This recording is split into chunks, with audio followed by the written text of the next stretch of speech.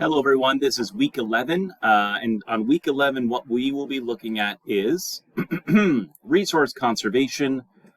So some sustainable design information, as well as how do we cost some of these things out. Just as an update, as it is week 11 right now, if you're watching this, your back of house assignment will be due by Sunday. This week in class on Tuesday, what we will be doing is going through some of those really the tips and tricks to ensure that you are doing the back of house design properly, as well as going through the major assignment in a little bit more detail, just to answer any questions you might have. We would also look a little bit at some of the review for the test, and I'll give you some more ideas about how that test is going to be made up. And then that's week 12. And then week 13 and week 14 both are what I consider work days. Open lab or open computer room, I will be there so you can come in and meet with me and talk with me. We can book individual meetings. We can have WebEx meetings to help you out, or just like virtual meetings, really whatever you need. They're just not going to be an in-class lecture component. That's all. Okay. So a couple things let's first look at is I have included a whole lot of information about some of the things of the reasons why we should understand that sustainability, specifically when it comes to food, has a huge impact. I just said for food, whatever. So as an example, 209 to 253 pounds of food is wasted each year from each consumer in North America. 1.3 billion tons amount of food wasted globally.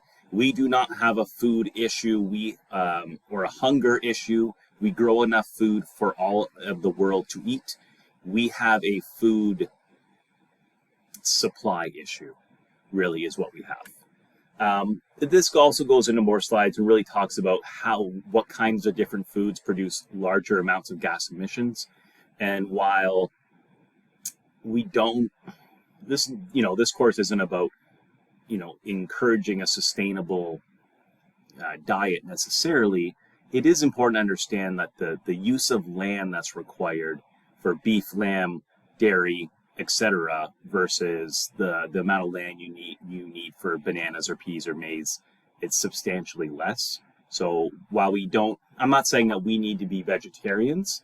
I am thinking that we have to have less meat in our diets, not every single meal. There's other ways to get protein. Speaking from one of the biggest meat eaters around. Anyways, this is just information just to really give you an idea of exactly where a lot of these global greenhouse gas emissions come. 74% come from the world that have nothing to do with food, but 26%, so a quarter of all of our greenhouse gas comes from food. A lot of these being livestock and fisheries, crop production, land use, and then some of the transportation. So a lot of people think that the transportation of goods is the largest portion of it. It really isn't.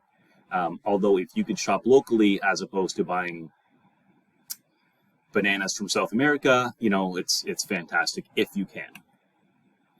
And then just some more information. But really that brings us to what is sustainability. So sustainability has three pillars, as they call it. They are environmental, they are economic, and they are social. So a couple things is environmental is about ecological integrity.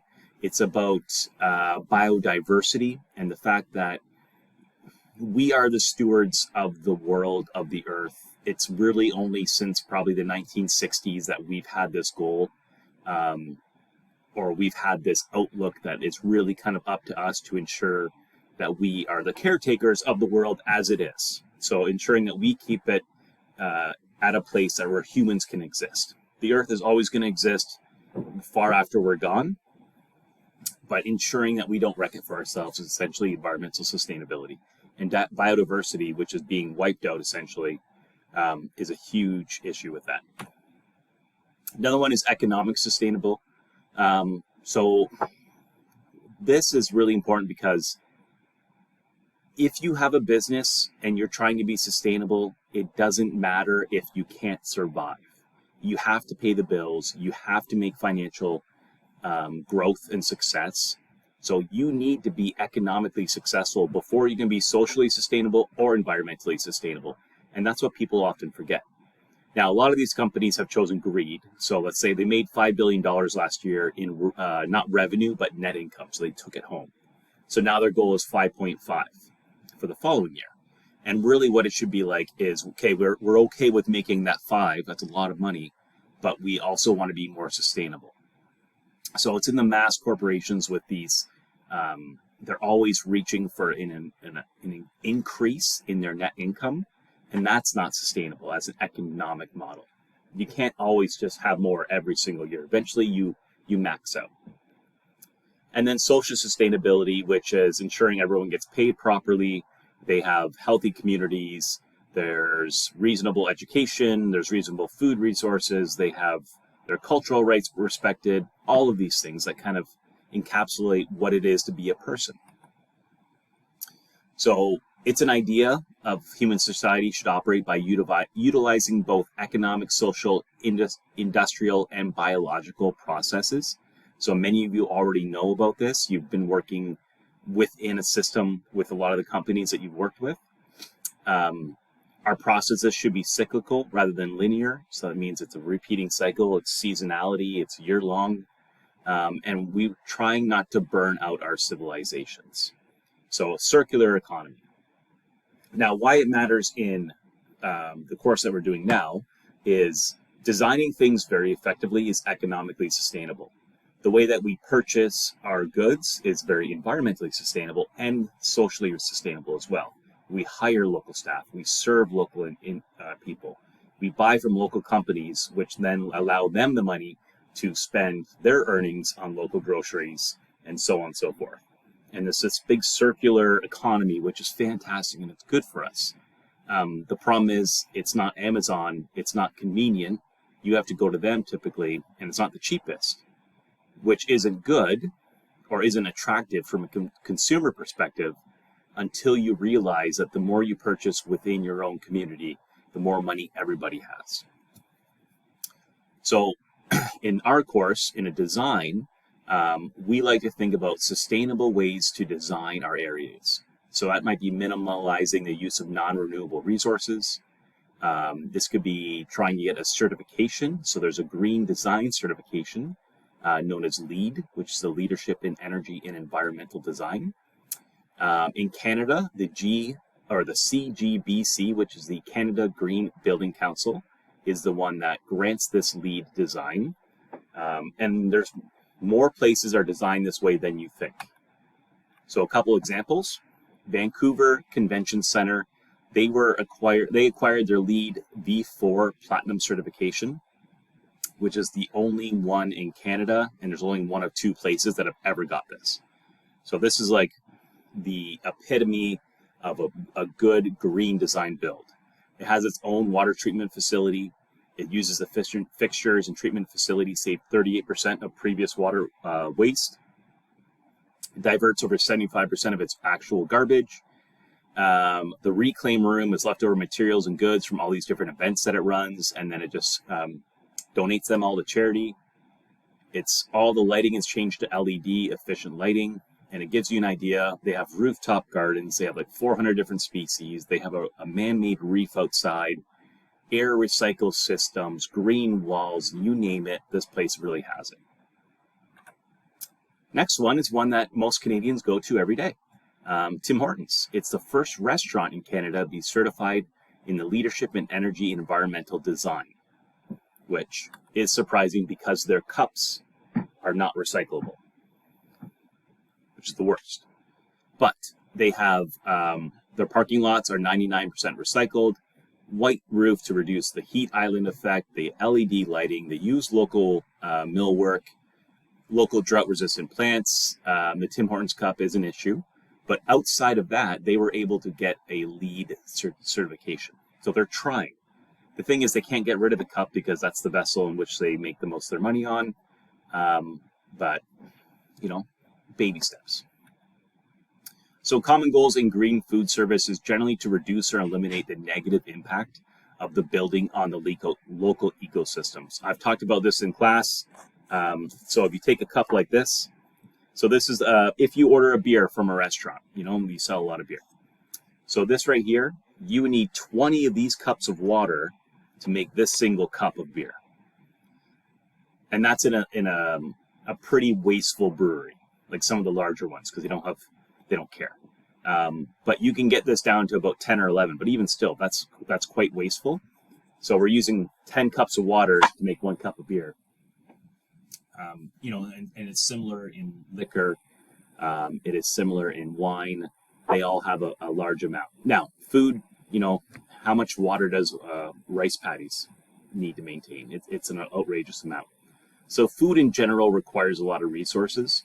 What we are trying to do is not make it so we're virtually no resources used, but as efficient as possible. So we want to safeguard our water supplies. We want to ensure water use efficiencies. And this could be the heat that you have your dishwasher on. This could be the amount of water that comes out of your taps when you turn them on, or are they sensor driven or not. There might be all of the equipment that we have in the kitchen has a certain amount of energy output. So making sure that we use that efficiently and make use of recyclable materials. I don't think I have an example here, but the black takeout container. So it's got a black bottom and a clear top. And it's the takeout container that every restaurant uses in Ontario, essentially. What very few people know is the black portion of that is not recyclable. And most black plastic is not. And black plastic is everywhere. So when you think about that, just changing the color of a piece of plastic can make your food service operation more green. So a few things that, some best practices when it comes to energy conservation, having proper ventilation systems. We have a lot of hot areas in the kitchen. We have a lot of air-conditioned areas in the dining room, so ensuring that we keep our hot and cold areas separate. We use daylight instead of lighting where possible. Use equipment at full capacity. Make sure your dishwasher full. Don't use a giant steam kettle when just a pot on the stove would do. Don't turn your equipment on at 8 a.m. if you don't serve until 11 or 12. All of these things, practice preventative maintenance. These are things that we should be aware of. Low flow toilets and faucets. So I work a lot with hotels, and really the number one, there's like 3 major cost saving sustainable things that hotels can do. One of which is putting blinds in the room to stop the sun beating in and heating the area, causing the AC to go on. Another one is letting the guests know, hey, we don't want to wash our towels every single time, so if you can use it twice, getting them on the side. But the number one is changing their shower faucet to a low flow, and they're saving tens of millions of gallons a year in water just by having a low flow. And by low flow, it doesn't mean that there's no pressure. It just means that there's less water at an equal pressure. So changing the toilets out, changing the faucets out. If you have showers, changing those out. You will pay back for the faucets and the fixtures within a year. And every year after that, you start making money, or saving money, which is the same thing. Low flow rinse. So these are your nozzles for your dishwasher. Serving water to guests only when requested. And then letting the employers know. So, if you're thawing, don't have a running sink of water constantly thawing something. Rather, you can just take it out and put it in the fridge a day before. Stuff like that. So waste management is kind of a funny thing. I don't think in Ontario we actually have a solid recycling program. I don't know how much actually gets recycled. I know we like to say that it all does, but it's actually quite a concern. So what they call contaminants in a gray bin, a blue bin, or a waste bin is basically anything that doesn't belong there. And if there's any sign of contaminants in one of those things, they will not recycle it. So if you have a blue bag of recycling and there's 99 pop cans in there, and then there's one apple, they see the apple, they will not recycle it. So they waste the 99 pop cans. They don't pick and sort through, not really. So it's something that you have to be aware of, that it is only done if it's done well. So, like many people say, if there's a job to do, then do it well or don't do it at all. So it's very similar to that. We also really don't have a great composting system. which is where we use all of our food scraps and we compost and we use that soil to plant new stuff. And really, we should be doing some of that ourselves. I totally understand, like an urban restaurant with composting wouldn't really make a whole lot of sense. But you can also put it in your compost bin and it'll be sent away. So you must have a good system. And then the number one way, more than any of those things that I talked about, is source reduction. So just essentially eliminating things that we don't need to use. The number one way to save is just don't buy it. So if you don't buy it, then you don't waste it. So we phase out single use or double packaging, phasing out metal containers, banning non-recyclable containers, those black ones that we have at the grocery stores or at the restaurants, and then reusing and sanitizing of glass and plastic. That will go a long ways. So here's a couple, give you an idea of what's happening for some of the worst packaging. So small electronics, they're really bad. They have this tiny little piece, and yet they sell it in this huge piece of plastic. The package can be 15 times, the packaging can be up to 15 times larger than the actual item. Here's another one. So this one here is the water bottle. So obviously we all use them. I unfortunately use them sometimes too when I kind of forget about my other bottle. 60 million plastic water bottles are consumed every day in the US.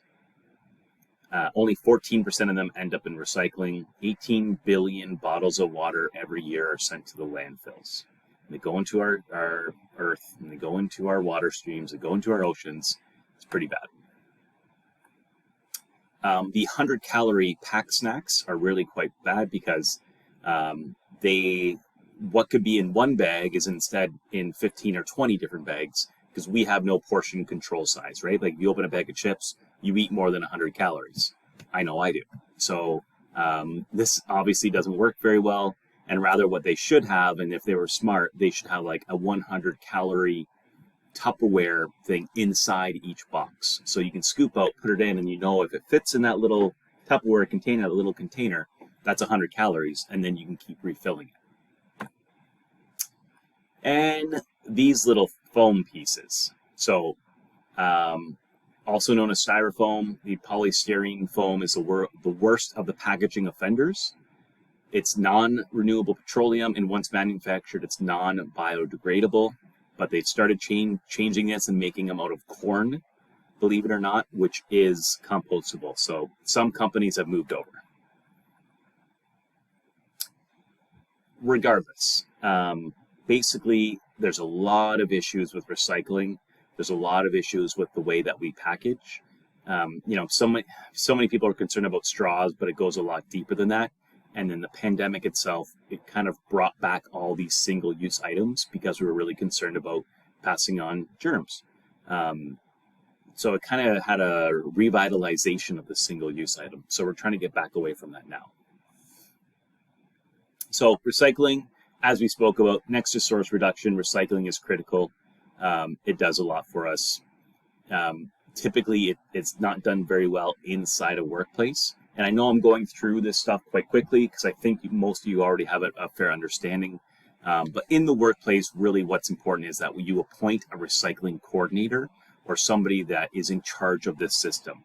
Typically, it would be in a restaurant, maybe your kitchen manager or one of your like assistant kitchen managers, or it could be your general manager, that they're just kind of in charge of making sure that there's a process.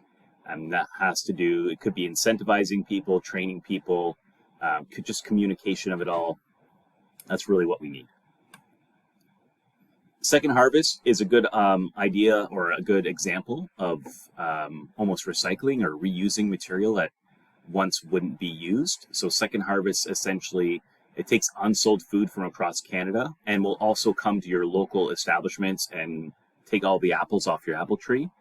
And it basically just gets that food and either food modifies them into something that's a little bit more enjoyable. So as an example, it takes a lot of apples that maybe didn't sell because they're bruised or they don't look nice or they're half yellow, half red, and it'll make applesauce out of it. And then it'll give the applesauce out to everyone.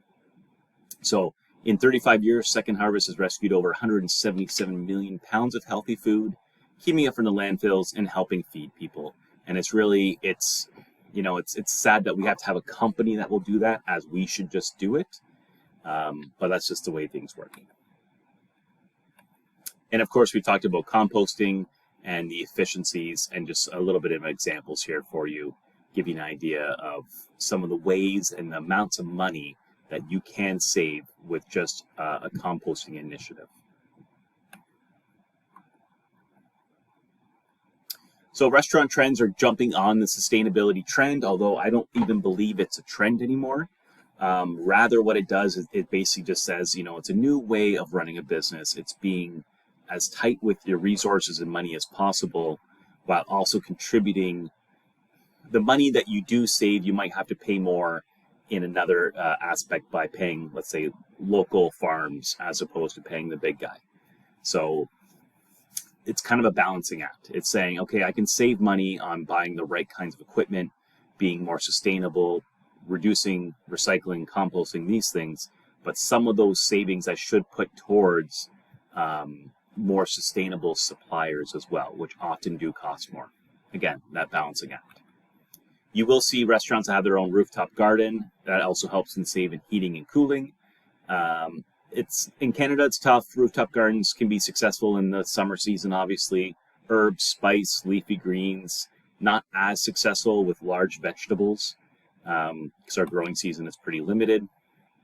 Here's a couple examples of some eco-friendly restaurants. Some are completely powered by solar power. Some have live walls, which what you're seeing there, and it helps filter all the water, all the air. And some with a zero carbon footprint, it's fantastic. Here's one in Shanghai that every single plant that was removed for building was either used in the building of it or transplanted somewhere else. So I think that's really cool. And then again, we always want to encourage people to buy local. If you spend local, $100 at a local business, $68 of that stays in your community. Rather, if you spend at a non-local business, $43 stays in your community. So you have really about a difference of $25 that stays in the community just by choosing a different place. And while they are a little bit more expensive, sometimes they're not. So if you buy seasonally, so right now, spring coming up will be a big asparagus. So early spring, Berry Hill Farms, you can get it much cheaper than anywhere else. You buy a bunch, you freeze some, and away you go. And I've really loaded this PowerPoint full of information about how important this stuff is. I'm not going to read it all to you. I know you can read on your own. So please review the PowerPoint before the test, because it does talk about a couple really important things as far as why local is so good. One of the test questions that you may have is something about the impact of local on the restaurant and food service industry. Okay, so part of this is also we are building places. And now we haven't really talked about cost a whole lot, and that's mainly because it's a complicated subject. It varies vastly based on geographical area. And it's a whole nother few courses. Like there's a 4-year degree in interior and exterior design here. So really what we just want you to know is the basics on what are some of the costs that you could work with. So as far as a U.S. national average, mid-level finish restaurant is about $160 a square foot. Now, when you first load up Visio, it gives you a 90 by 120. That's 10,000 square feet. Now that's huge. That's a very large restaurant. But most restaurants are probably 4,000 to 5,000 square feet. So if you're looking at a 5,000 square foot restaurant, it's probably about $800,000 in which to finish. Okay, so that's not owning the building. That's once you buy the building, then you invest another close to $1 million. So it's the build out, the permits, the major equipment, the design. In New York, that'd be $216,000. And then the designer would charge you whatever it might be. Could be $500,000, could be $25,000. It is all very dependent. And then we have other things. So if you wanted to paint, if you wanted to floor, if you wanted to put carpet or drywall down, there's a certain price, and you do get some averages from 2.5 to 3 per square foot, 5 to 7 for flooring, 6 to 10 for carpeting. It gives you an idea of what you would be doing. And then this is generally based on just the installation of this, okay? And then installation and plumbing, walls, soundproofing, plumbing, $50 to $85 per hour. It's quite a bit. So, you know, if you want to move a sink from one place, from one wall to another, it could cost you $1,000. So these are the things that when it comes to design, we have to ensure that we are doing it as adaptable and flexible the first time, so we don't have to do a lot of these changes, because once they're done, it's very, very expensive in which to move after the fact. When it comes to disability accessibility costs, they can be quite a bit. So a bathroom remodel is about $9,000 from an already existing bathroom. Grab bars, ramp, automatic doors, elevators. Elevators are very expensive. These all really have a big say. And then there are permits. So there's like 6 or 7 permits you must get at a food premise. So it could be a building permit, a business license, a liquor license, a restaurant license, a land use permit, federal business registration, accessibility compliance. There's no cost to the inspection, but it does cost to get to the inspection. There's also a police check if you serve alcohol. There's a fire capacity and fire code one as well. That's not listed here. The idea of this give you really a good idea of what you'll be working with as far as understanding how costly it is to open one of these. But when it comes to our major project, there's no cost that you need to worry about. This is just a very short introduction to some of the costs that you might have to deal with. Other than that, I don't want you to worry. So at this point now, you will be going to your assignments and test page. There'll be probably a couple different files or videos. One, I'm going to do a video of me explaining the major assignment. And then I'm also going to do another video of us. I'm going to do a walkthrough tour of what the GDR, the Georgian dining room, the kitchen and the front of house, what it is currently set up as. Okay, so that'll give you a good idea of what it currently looks like. Within the assignment one, you'll also see exactly the floor plans and everything else that's related. So this is more or less just a quick little wrap up. There will be a test next week. I will give you an idea on Monday exactly what the test will involve, as far as how many questions, how many short answer, long answer, so on and so forth. And really all you need to study is it'll be week 7, 8, 9, 10, and 11. Okay, and 9 and 10 were kind of combined. So it'll be 4 PowerPoints you're pulling information from. Thank you so much for watching, and I'll talk to you soon.